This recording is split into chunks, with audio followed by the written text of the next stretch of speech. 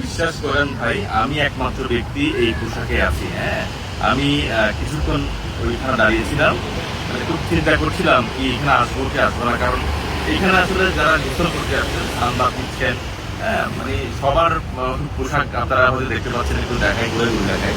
হ্যাঁ, সবার পোশাকে আপনারা মানে খুব মানে স্বল্প পোশাকে তারা এখানে আসছেন।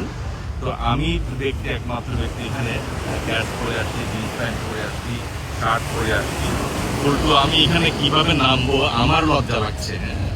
সাধারণত আমরা যেহেতু কক্সবাজারের মানুষ, আমরা কক্সবাজারের সমুদ্র সৈকতে, হ্যাঁ, আমরা এইভাবেই, হ্যাঁ, এই ড্রেস পরেই অভ্যস্ত, কিন্তু অন্যরা হয়তো আমাদের দেখে লজ্জা পেত, কিন্তু আমি বিদেশে এসে, হ্যাঁ, ঠিকই কিন্তু আমি নিজে লজ্জা পাচ্ছি এই পোশাকে দেখে। তারপরে আর কেউ দেখাই, এখানে যারা সমুদ্র স্নান করছে তাদের কিন্তু দেখাই। হ্যাঁ, এটা হচ্ছে থাইল্যান্ডের ফুকেটে কার্টুন কার্টুন বিচ।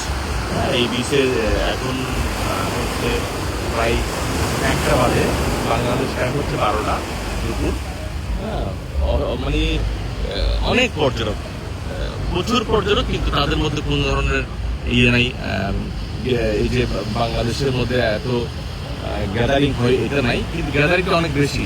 তারা তাদের মতো করে সময় স্পেন্ড করছে, সেটা দেখে আমার খুব ভালো লাগছে।